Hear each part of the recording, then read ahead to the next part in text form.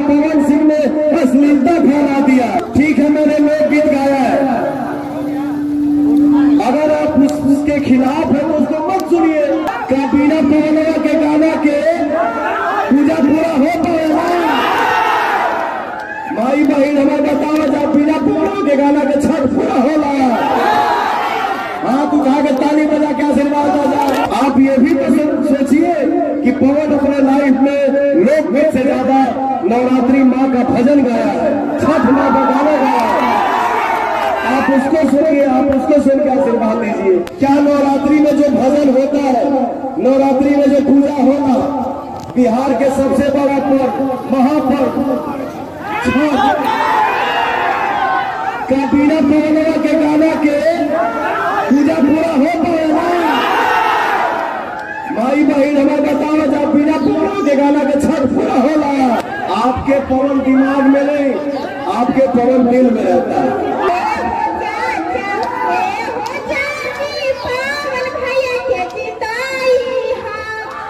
सांसद बन के पवन को पैसा नहीं कमाना है, वो आपने मुझे आशीर्वाद के रूप में दे दिया है और मुझे पूरा ही धन चाहिए कि मैं खाना खुद खा लूं और आए हुए अतिथि की सेवा कर लूं।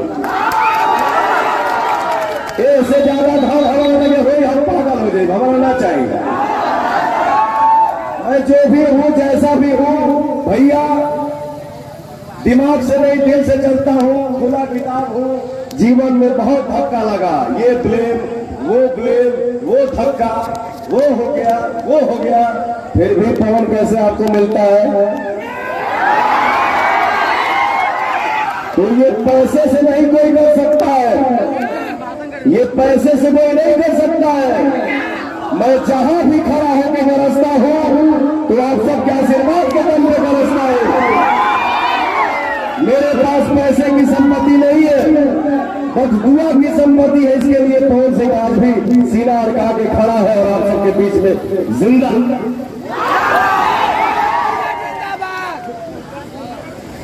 बातें लोग कर रहे हैं कि जानते हैं, मैंने कल रतिया में एक रील, एक 10-12 सेकंड का मेरे पास रील आया, वो अपने मुंह से खुद ही बोल रहे हैं कि क्या करिएगा, हम मंत्री बन गए तो आप लोगों से थोड़ा सा दूर हो गए, आप लोगों से मिल नहीं पाता। अरे किसी भी इंसान को मैं क्या, भोजपुरी समाज में करीब करीब हल्का कभी सोचे नहीं थे कि हम हीरो बनेंगे, बट आपने हीरो बना दिया। मुंबई फिल्म सिटी में पवन सिंह अपने फिल्म का शूटिंग कर रहा था, जिस फिल्म का नाम देश परदेश, जिसमें धर्मेंद्र जी के अपोजिट पवन को काम करने का मौका मिला। मैं जब सेट पे पहुंचा तो मैं वैनिटी वैन के अंदर गया, उनका पैर छूने तो उन्होंने बोला कि बेटा जमीन पे पैर दबा के चलना, सीना अड़का के चलना। देखिए कितनी बड़ी बात है, जमीन पे पैर दबा के चलना, सीना अड़का के चलना, लेकिन थोड़ा सर को झुका के चलना।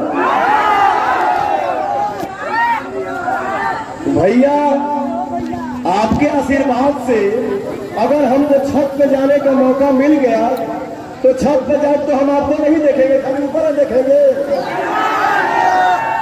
ये इंसानियत होता है। आप किधर क्यों कहा गया है, आम जब फरेला फल देता है तो झुक जाता है। गड़हिया में रेणवा फरेला ना तो एक ही गड़िया में 10 गुड़ाई ऐसे हो गए। तो इंसान को जीवन में कभी भी भैया आम बनना चाहिए।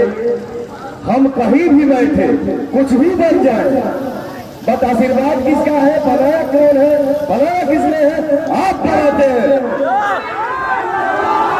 तो किसी भी इंसान का फर्ज होना चाहिए कि आपके हर सुख दुख में शामिल हो, आपके लिए हमेशा खड़ा मिलो, आपके लिए हमेशा खड़ा मिले। भैया आप आशीर्वाद दीजिए।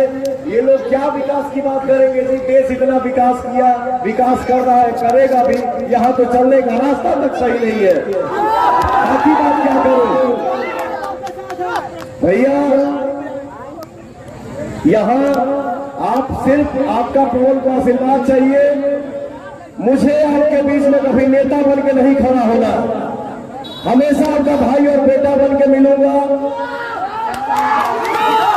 और हम सब भाई, हम सब परिवार मिल के बात करेंगे कि काराकाट लोकसभा में ये नहीं है, वो नहीं है, वो टूटा हुआ है बेटा उसको ठीक करो, वो गिरा हुआ है बेटा इसको ठीक करो, ये ठीक करो, वो ठीक करो, सब ठीक होगा।